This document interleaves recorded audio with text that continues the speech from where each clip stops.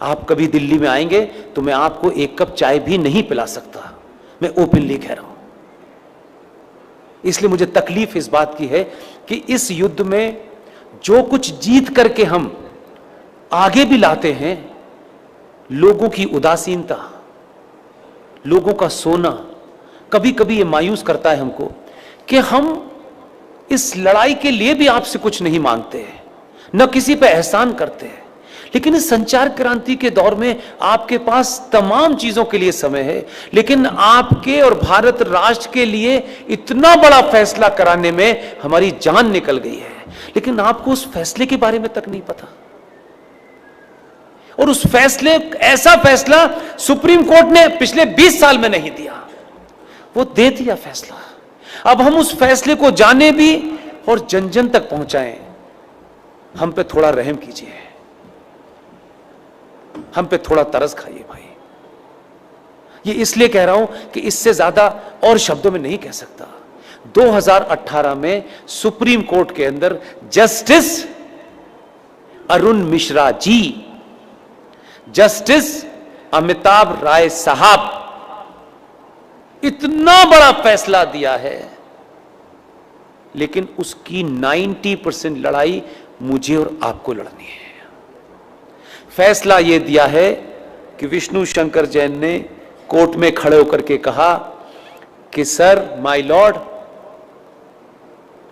देश के स्टेशन हो, बस स्टैंड हो, सड़क हो, एक्सप्रेसवे हो, जितनी भी सार्वजनिक जगह हैं इस देश में, हर सार्वजनिक जगह के ऊपर मस्जिदें बनी हुई हैं, मज़ारें बनी हुई हैं और बेतहाशा बनी हुई हैं। सड़कों के बीचों बीच में पीर बाबा मर गए हैं, कहीं स्टेशन पे मर गए हैं, कहीं छत पे मर गए हैं, यानी फ्लाईओवर तक पे भी पीर बाबा मरे हैं। ये भारत के सार्वजनिक और सरकारी जमीन के ऊपर एक जिहाद चल रहा है ताकि कोई भी इनके खिलाफ न बोल सके।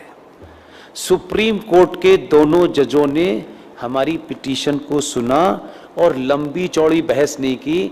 हमारे सामर्थ्य के और हमारी जितनी ताकत थी, आप सोचिए कि हम किन किन चीज़ों से घिरे हुए हैं, उसके बावजूद भी यहाँ मज़ार है, वहाँ मज़ार है, इसका डॉक्यूमेंटेशन करने में हमने जितनी ताकत लग सकती थी लगाई। लेकिन हमारे पास ना इतना पैसा है कि हम देश में घूम घूम के यही काम करें। सुप्रीम कोर्ट ने एक फैसला दिया और फैसला क्या कहा है, उन्होंने रास्ता नहीं छोड़ा, इसमें अब कोई नया एंगल नहीं हो सकता। 2018 में माननीय जज साहब जस्टिस अरुण मिश्रा जी, माननीय सुप्रीम कोर्ट के जज साहब अमिताभ राय साहब ने ये कहा है कि राज्य सरकारें पूरे देश में अपने अपने स्टेट में जहां भी सरकारी जमीन पर इल्लीगल स्ट्रक्चर बने हैं, उन्हें तत्काल प्रभाव से डिमोलिश करें और इसकी रिपोर्ट हाई कोर्ट में जमा करें। यह ऑर्डर सनातनियों को नहीं पता, यह भी कोई जिहादी आपको बताने आएगा। आपको अपने फायदे की भी चीज पता नहीं है, शत्रु का भी पता नहीं है भाई, तो कैसे समझाएं? घर घर जाके समझाने की हमारे पास ताकत नहीं है। इसके लिए मैंने अभी हल्द्वानी के अंदर एक मुहिम शुरू की और आपके यहां आने से पहले कर्नाटक में बीदर में रात के 1 बजे सभा में मैंने कहा, और आपसे विनती करता हूं, आप अगर कहें तो हाथ जोड़ दो, मैं हाथ भी जोड़ने के लिए तैयार हूं कि पुष्पेंद्र कुलश्रेष्ठ, क्योंकि वही एक चीज वेरीफाइड है और वेरीफाइड नहीं है।